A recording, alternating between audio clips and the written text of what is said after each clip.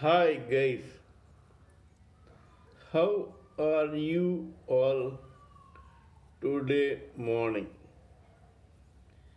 Good morning. Today is 4th February 2022. I am TSV Raghavan, or I may say my name is TSV Raghavan, a published author of stories and spiritual booklets in Amazon Kindle and paperback. I live in Chennai, Tamil Nadu, India. Today, I wish to talk to you about the synopsis of one of my Kindle stories. The name of this story is Precious. I repeat, the name of this story is Precious. The ASIN number of this story is B01E86QW1C. I'll repeat, it is B01E86QW1C. This is the ASIN number of this story. This is a family drama. A family drama means here it is the story of two very good friends from different families whose backgrounds are different and who have no connection with each other after a particular incident occurs in their house or in their families.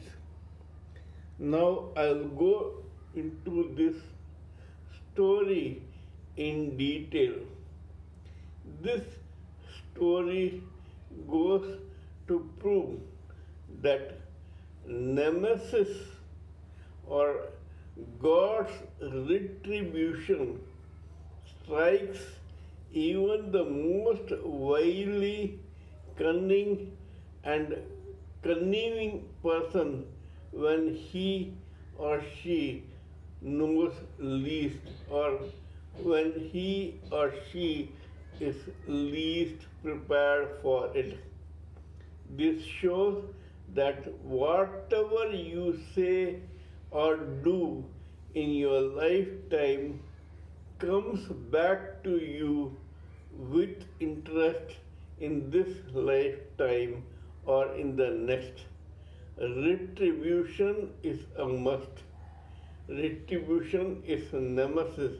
It is God's stick, and this stick falls on anyone unfailingly, if not today, then tomorrow, or in the next birth. Now, towards the story. There are two young men in a place in Uttar Pradesh.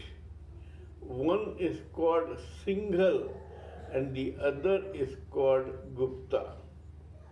Both these boys are best of friends. They are very, very close, almost like two peas in a pod. Singhal is a genius with a very talented and skilled plus qualified background. Gupta, on the other hand, is quite intelligent and nice, but he is not as gifted as Singhal. However, Singhal finds in Gupta a very close friend and a person who can collaborate with him in his work. Later, one day, Singhal joins a very prestigious job with a rich businessman. This businessman is very impressed with Singhal and asks him or encourages him to go about his business of procuring clients and business for their own company independently. He gives Singhal a free hand. Singhal takes the not so talented Gupta as his own right hand in this business. Singhal tells Gupta, "You be with me, you work with me, and you will certainly prosper."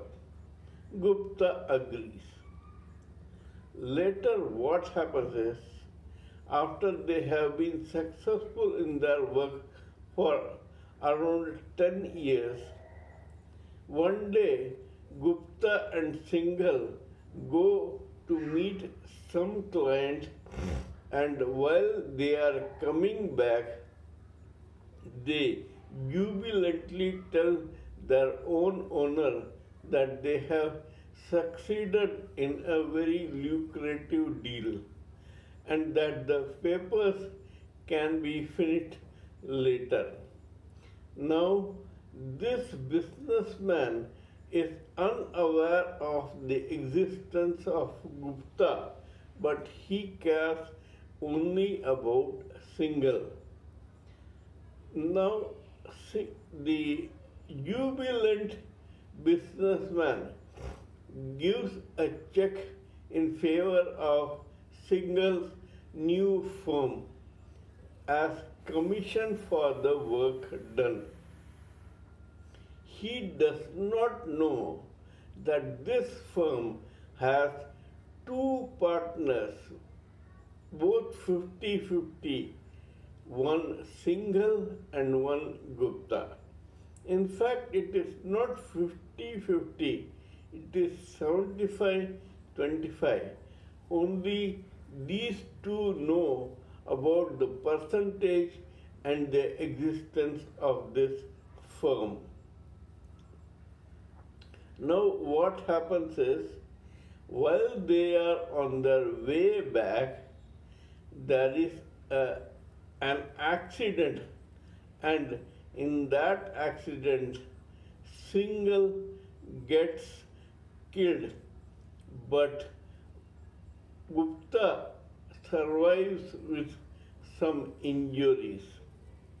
Now, though these two people were friends, their respective wives did not know the existence of either Singhal or Gupta or of each other. They were independent and they were working in a place called Noida, whereas the respective families were living in different townships independently. Both Singhal and Gupta had been raising their families independently. Singhal gets killed and his funeral rites are done. At that time, Gupta sees Singhal's wife and Gupta's wife sees Singhal's wife for the first time during the funeral. After the funeral, a month later, Gupta finds the check that was given to him by the owner meant for both Singhal and Gupta. The owner has left the name of the payee blank so that single can fill up that slot and deposit the check. Actually, it was a common practice. The Seth or the owner always gave a check like this, and Single never complained about this because Single was able to deposit these checks with the bearer's names filled by him. But now Single is dead and the owner does not know the existence of Gupta. Gupta, guilty conscious as he feels, puts a large stone on his heart, shuts his own conscience, and fills his own personal name in the bearer's check or in the pay slot of the bearer check. He then deposits the whole amount in his own account. Gupta is distraught at this devilish and criminal deed, but his own greed, avarice, and cunning take over his mind. What then happens is suddenly Gupta becomes very rich, whereas Single's wife Yashoda is deprived of this very large amount. With the amount that he has received by his ill-gotten gains, Gupta resigns from the partnership and starts his own transport business. Gupta's wife, who is a very pious lady, is quite suspicious of the actions of Gupta, but nevertheless she keeps quiet. Here, Single's wife Yashoda is left high and dry. Whereas Yashoda has two sons and one daughter, Gupta has only one son. The eldest son of Yashoda is a very studious lad. The second is the girl, who is pretty, studious, and quite well behaved. The third is the baby of the family called Anshu. Now, what happens is Gupta's son is called Prakash. Suddenly, these people, that is, the Guptas, have become quite affluent and Yashoda has become suddenly poor. Gupta sends his son Prakash to a public school, whereas for Yashoda and her children it is the government school. However, whereas Gupta's son Prakash is an average student, the three children of Yashoda are quite studious, sincere, and hardworking. Yashoda's son tops his class every time he writes an exam. Meanwhile, Yashoda tries to make the two ends meet through hard work and other such things which can make her feed her poor children. Later, after some time, Yashoda's son the eldest one lands a lucrative job in USA.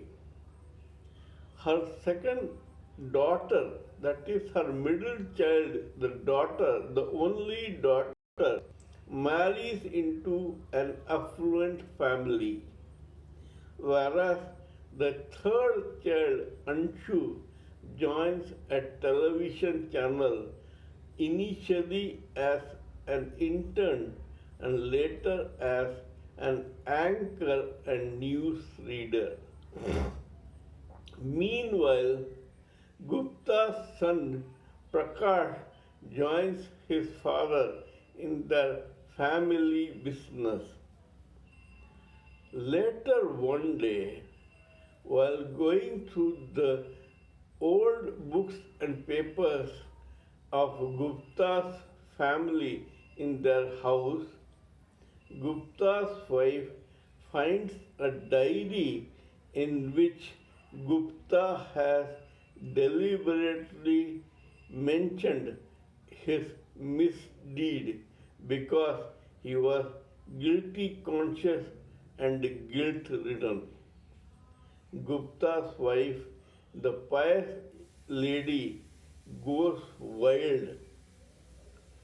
She feels that she and her husband have cheated Singhal and his family very ruthlessly and cold heartedly, and they don't deserve the affluence that they are now enjoying.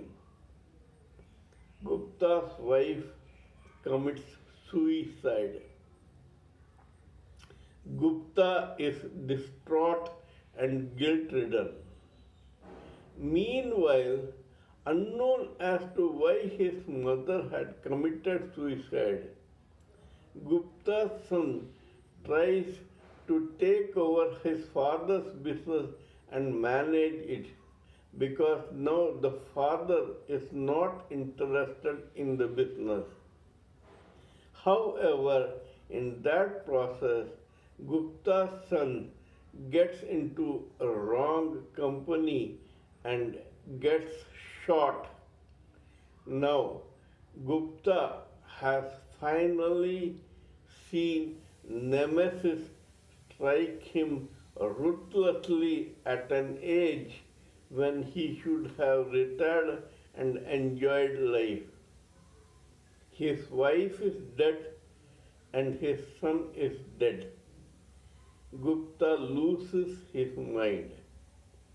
Meanwhile, Yashoda comes out in leaps and bounds as all her three children have shown that they are precious jewels. One day, her own youngest child, Anshu, declares in his news of a particular evening that someone called Prakash was shot in a gang war.